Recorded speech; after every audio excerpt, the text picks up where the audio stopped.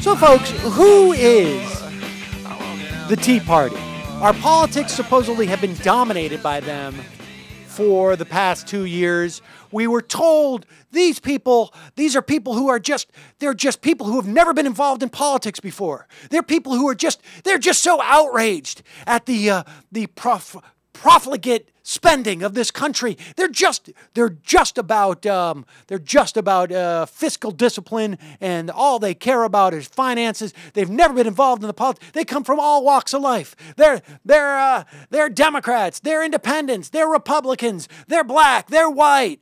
And they just care about fiscal discipline, and that's why they've got such a stranglehold on our politics. They're so important. Heck, CNN right now is probably dispatching an entire camera crew just because I'm talking about them.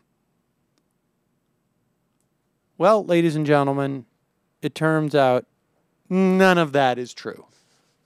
Surprise, surprise. It's what I've been saying since day one about these people.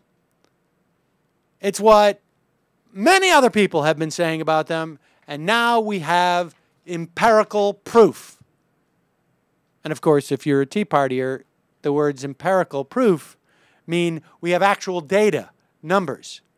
And of course, if you're a Tea Partier, at this point, this is when you check out because you say, I don't believe in that. David Campbell, Robert Putnam, one is an associate professor of political science at Notre Dame.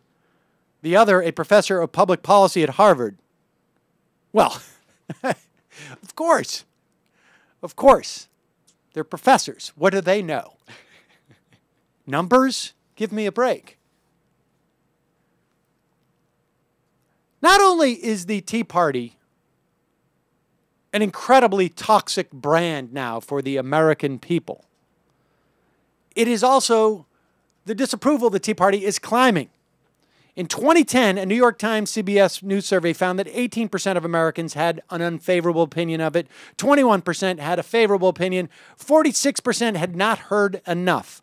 14 months later, support has slipped to 20%, and their opponents have doubled to 40%. The Tea Party ranks lower than any of the 23 other groups we asked about, lower than both Republicans and Democrats. It is even less popular than the much maligned groups like atheists and Muslims. Interestingly, one group that approaches it in unpopularity is the Christian right. Huh. I wonder why that may be. We all recall the famous founding father. I'm sorry.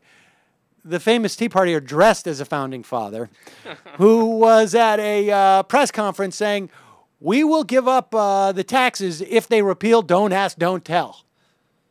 If they repeal the repeal of Don't Ask, Don't Tell. And despite the fact that there is some movement amongst Americans, still not a majority, who want a smaller government and oppose redistribution of income, etc., etc., these researchers have found that, in fact, contrary to the story that Tea Partiers are nonpartisan, they're just Americans who are upset about the spending. I never voted before in my life. I came out here to this Tea Party rally because I saw what was going on in this country, and I went, no part of it. It's not about party. Well, it turns out that these researchers who interviewed 3,000 Americans back in 2006 to track their political affiliations have found that past Republican affiliation is the single strongest predictor of Tea Party support today. Not whether you care about fiscal discipline, not whether you care about the spending, not whether you... It doesn't matter. If you are a strong, long-time Republican partisan, that is the most indicative of your support of the Tea Party.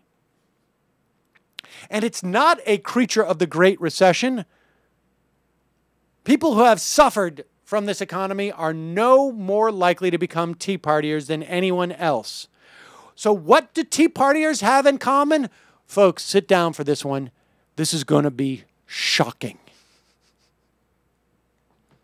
They are overwhelmingly white.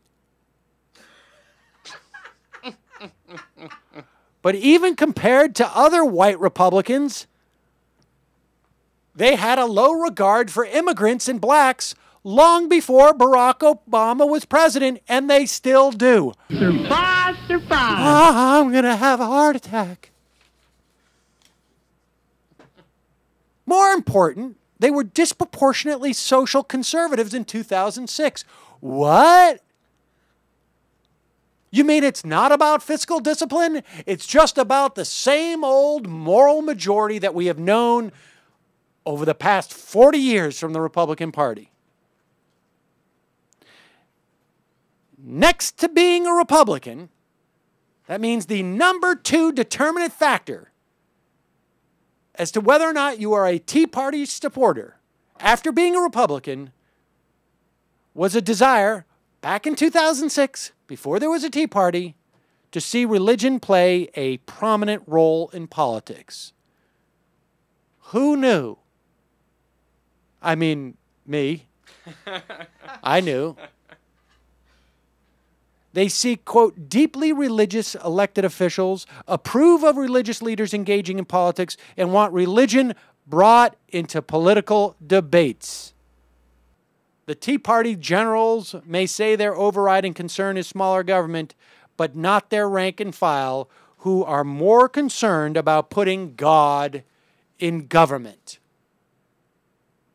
So, unless the Tea Party was about getting around Jesus and having him come back and taking over government, they are misappropriately named. And so when you wonder why Michelle Bachmann, this Reconstructionist Christianist, this Dominionist Christianist, is so popular with the Tea Party, I got news for you. It's not about her economic policies. It's about the fact that she's submissive to her husband.